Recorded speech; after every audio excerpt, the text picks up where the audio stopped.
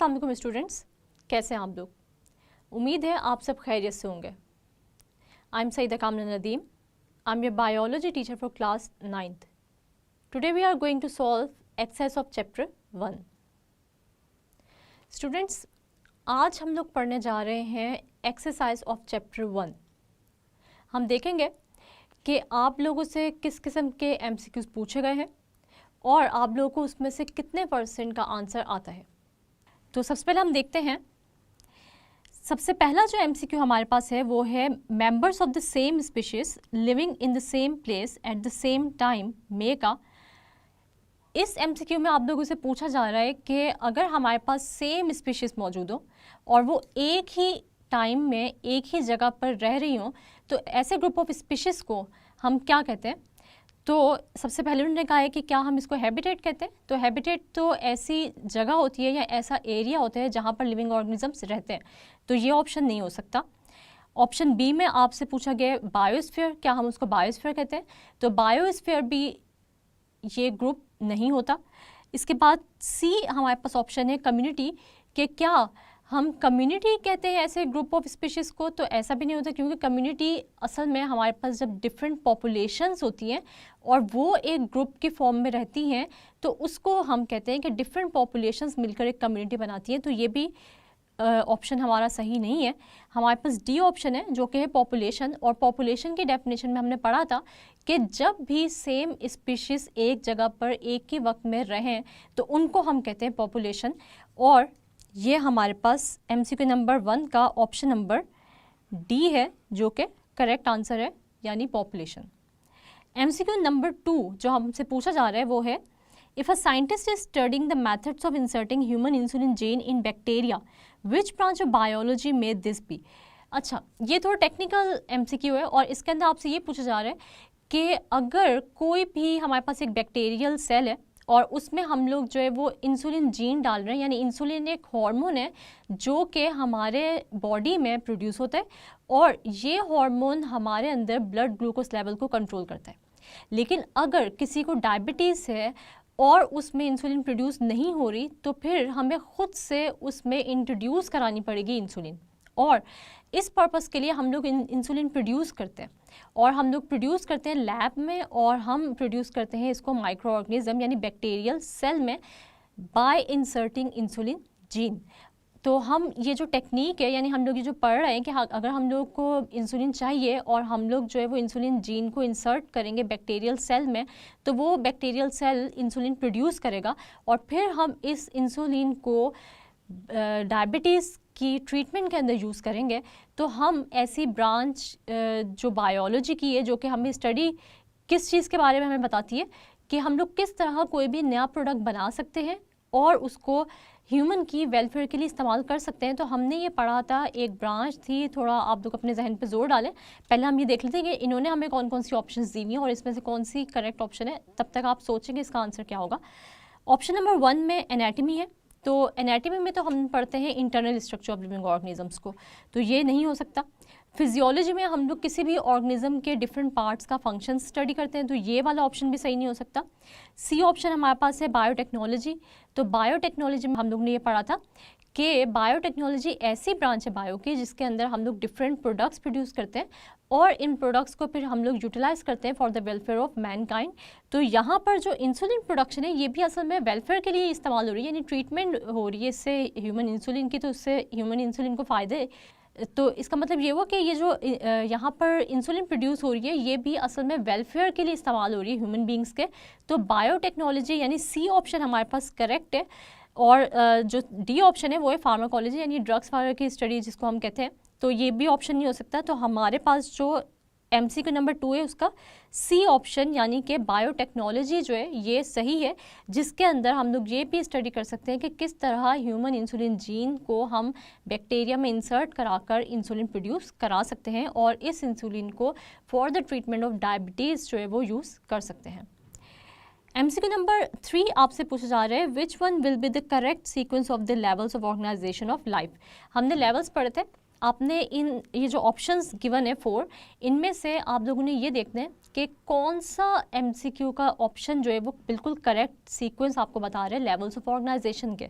जैसे कि सबसे पहले जो ए ऑप्शन है उसमें आपको सीक्वेंस दिया हुआ है सेल, ऑर्गेनेल, मॉलिक्यूल, ऑर्गन, ये मतलब बिल्कुल ही उल्टा सीक्वेंस है, तो ये तो हम नहीं ठीक कह सकते। बी ऑप्शन में वो कह रहे हैं कि मॉलिक्यूल मिलकर जो है वो टिश्यू बना रहे हैं, टिश्यू के बाद जो है वो ऑर्गेनेल बन रहे हैं, ऑर्गेनेल्स के बाद जो है वो सेल बन रहा है, सेल के बाद ऑर्गन सिस्टम बन रहे हैं, फिर ऑर्गन बन रहे हैं और इंडिविजुअल बन रहा है। तो ये भी हम देखते हैं कि ये ठीक है या नहीं है, क्योंकि इसके अंदर जो है वो मॉलिक्यूल और जो हम देखते हैं कि टिश्यू पहले आ रहे हैं, ऑर्गेनेल बाद में आ रहे हैं, तो ये ऑप्शन भी ठीक नहीं हो सकता। सी ऑप्शन हमारे पास है मॉलिक्यूल्स मिलकर जो है वो ऑर्गेनेल बना रहे हैं, ऑर्गेनेल मिलकर सेल बना रहे हैं, सेल मिलकर जो है वो टिश्यूज़ बना रहे हैं, टिश्यूज़ मिलकर ऑर्गन, ऑर्गन मिलकर ऑर्गन सिस्टम और फिर एंड पर इंडिविजुअल बन रहे हैं। तो ये हम देखते हैं कि ये ऑप्शन ठीक है। यहाँ डी वाला ऑप्शन ठीक है, वो भी हम देख लेते हैं कि सबसे पहले ऑर्गन सिस्टम बन रहा है, तो ये तो बिल्कुल ही उल्टा है। तो सी ऑप्शन हमारे पास है जिसके अंदर मॉलिक्यूल्स मिलकर जो है वो ऑर्गेनल्स बनाते हैं यानी सब सेलुलर स्ट्रक्चर्स बनाते हैं, फिर यही ऑर्गेनल्स मिलकर एक सेल यानी यूनिट ऑफ लाइफ बनाते हैं, जब सेल्स मिलते हैं तो टिश्यू बनते हैं, टिश्यूज़ मिलकर ऑर्गन बना रहे हैं और डिफरेंट ऑर्गन्स जब मिल रहे हैं तो ऑर्गन सिस्टम बनेगा, और जब यही ऑर्गन सिस्टम्स आपस में मिलेंगे तो एक कंप्लीट इंडिविजुअल बनेगा। तो हमारे पास MCQ नंबर 3 का ऑप्शन नंबर जो सी है वो करेक्ट है, जिसके अंदर molecule, organelle, cell, tissue, organ, organ system और इंडिविजुअल सीक्वेंस में दिया हुआ है। उसके बाद फिर हम देखते हैं कि MCQ नंबर 4 में आपसे क्या पूछा जा रहा है कि which of these major bio elements is in the highest percentage in protoplasm. तो हम ये देखते हैं कि कौन सा मेजर बायो एलिमेंट है जो कि सबसे ज़्यादा प्रेजेंट है हमारे सेल के प्रोटोप्लाज्म में। तो वो हम देखते हैं कार्बन, तो हमने देखा था कि ये तकरीबन 18% प्रेजेंट है, हाइड्रोजन जो है वो 10% प्रेजेंट था, नाइट्रोजन 3% प्रेजेंट था, और जो ऑप्शन सी है ऑक्सीजन ये 65% प्रेजेंट था। तो सबसे ज़्यादा पाए जाने वाला जो मेजर बायो एलिमेंट है हमारी बॉडी में वो है ऑक्सीजन, जो कि है हमारे पास सी ऑप्शन, और ये है 65%। फोर्थ MCQ का सी ऑप्शन हमारे पास करेक्ट है, यानी कि ऑक्सीजन। इसके बाद फिफ्थ MCQ अगर हम देखें तो वो आपसे क्या पूछ रहे हैं, which of the following groups includes organisms of all which are absorptive in their nutrition. हमने ये जो ग्रुप्स यहाँ पे किंगडम्स डिफरेंट दिए हुए हैं और हमने इनमें ये देखना है कि कौन सा वाला ऐसा ऑर्गेनिज्म है जो कि एब्जॉर्प्टिव हेटरोट्रॉफ है। तो वो हम देखते हैं। सबसे पहले वो पूछ रहे हैं कि प्रोटिस्ट, के कुछ प्रोटिस्ट हेटरोट्रॉफ्स होते हैं, कुछ जो है वो हेटरोट्रॉफ्स होते हैं। फिर एनिमल्स जो है वो हेटरोट्रॉफ्स है मगर इंजेस्टिव हेटरोट्रॉफ्स है, एब्जॉर्प्टिव हेटरोट्रॉफ्स नहीं है। उसके बाद फिर ऑप्शन सी में बैक्टीरिया आपसे पूछा जा रहा है। तो हमने ये पढ़ा था कि कुछ बैक्टीरिया ऑटोट्रॉफ्स होते हैं, कुछ जो है वो हेटरोट्रॉफ्स होते हैं, लेकिन एब्जॉर्प्टिव हेटरोट्रॉफ्स जिस किंगडम में हमने स्टडी किया था वो था ऑप्शन नंबर डी, जो कि है फंजाई। तो हम देखते हैं कि MCQ नंबर 5 का ऑप्शन नंबर डी यानी कि किंगडम फंजाई जो है वो ऐसा ग्रुप है जो कि आपको ऐसे ऑर्गेनिजम्स के बारे में बताते हैं जो कि एब्जॉर्प्टिव हेटरोट्रॉफ्स इन नेचर हैं, यानी ये किसी भी और ऑर्गेनिज्म की बॉडी पे ग्रो करते हैं और वहाँ से अपना फूड जो है वो एब्जॉर्ब करते हैं, जिसको हम कहते हैं कि ये एब्जॉर्प्टिव हेटरोट्रॉफिक इन नेचर हैं। अब MCQ नंबर 6 को हम देख लेते हैं कि वो आपसे क्या पूछ रहे हैं। MCQ नंबर 6 में पूछा जा रहा है similar cell organized into groups and performing same functions are known as. वो कह रहे हैं कि अगर सिमिलर सेल्स जो है वो एक ग्रुप बनाए और वो सिमिलर फंक्शन परफॉर्म कर रहा है, ठीक है, एक यानी ग्रुप ऑफ सिमिलर सेल्स जो कि फंक्शंस अपने परफॉर्म कर रहे हैं, उसको जो ग्रुप ऑफ सेल्स मिलकर बना रहे हैं वो क्या चीज़ बना रहे हैं। तो वो हम देख लेते हैं कि क्या सिमिलर सेल्स मिलकर ऑर्गेनल बना रहे हैं। तो ये तो नहीं हो सकता ऑप्शन बी वो पूछ रहे हैं कि क्या सिमिलर सेल्स मिलकर जो है वो टिश्यूज़ बना रहे हैं। तो वो हम देखते हैं कि बना रहे हैं या नहीं बना रहे। फिर सी ऑप्शन है हमारे पास ऑर्गन, कि क्या सिमिलर सेल्स मिलकर ऑर्गन बनाते हैं या फिर वो ऑर्गन सिस्टम बनाते हैं। ये डी ऑप्शन में आपसे पूछा जा रहा है।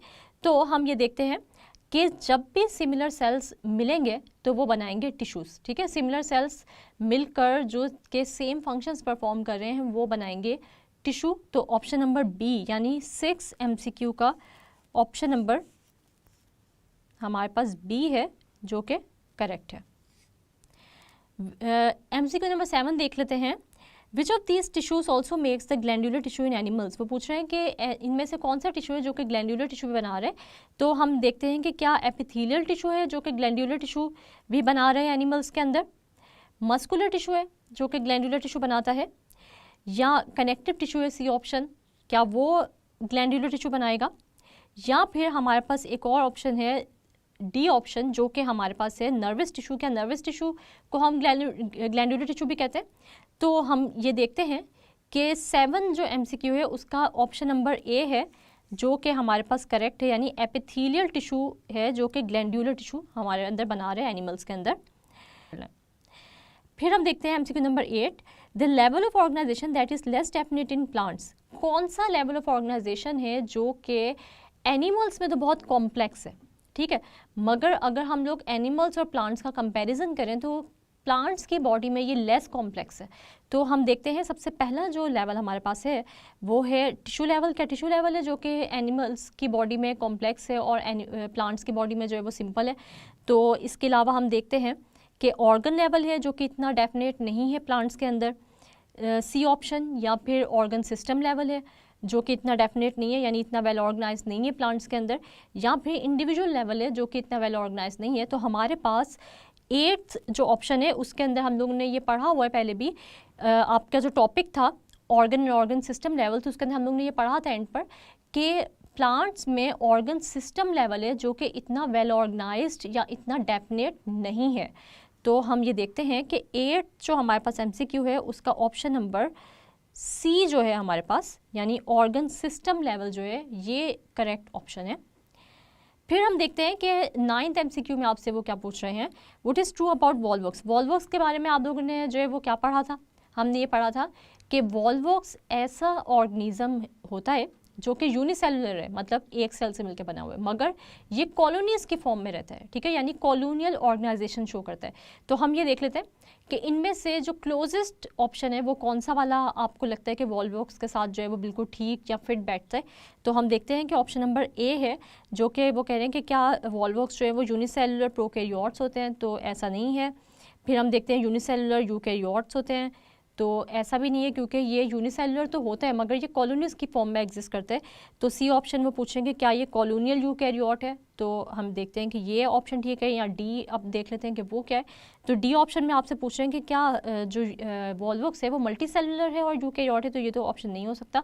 तो हम देखते हैं कि सी ऑप्शन है 9th MCQ का जो कि करेक्ट है कि वॉल्वॉक्स जो है ये कॉलोनियल यूकैरियोट है, यानी ये कॉलोनीज की फॉर्म में एग्जिस्ट करता है।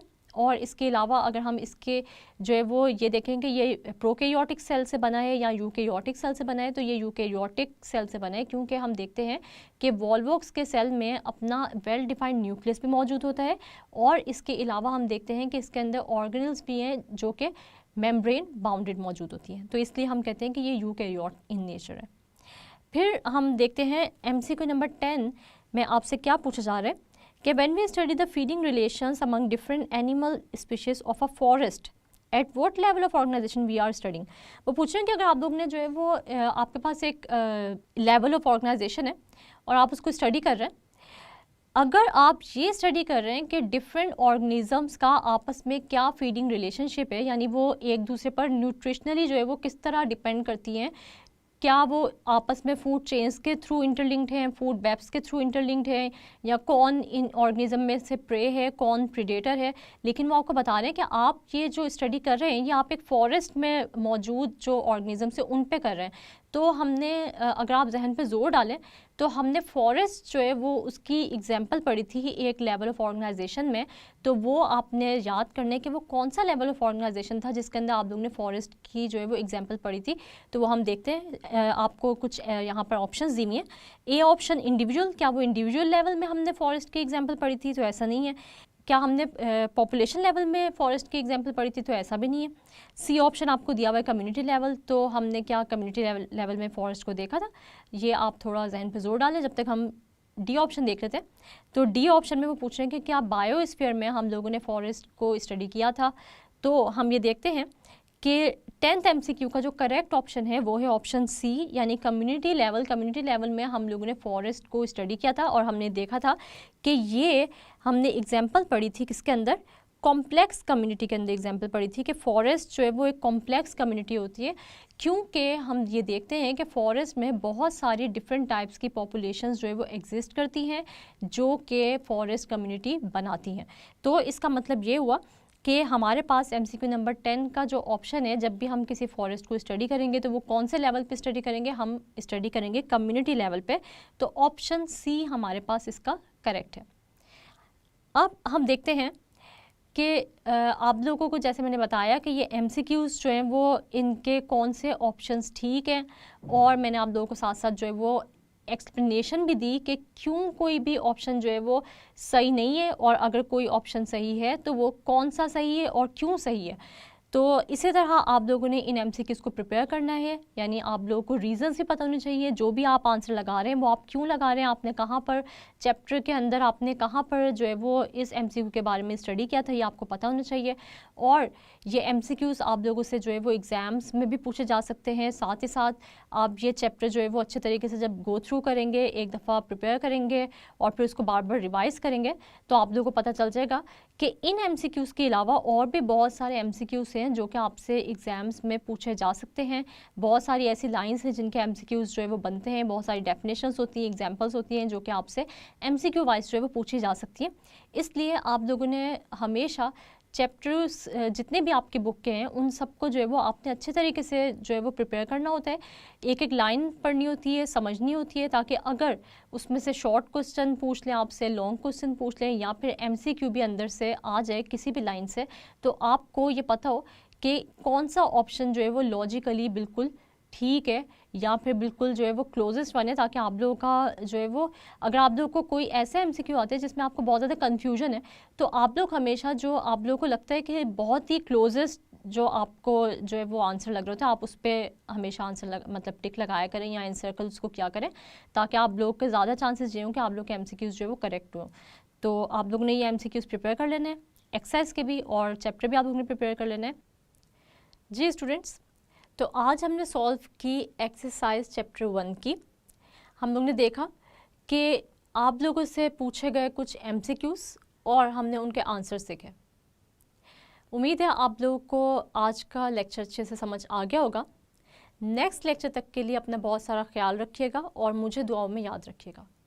तब तक के लिए अल्लाह हाफिज़।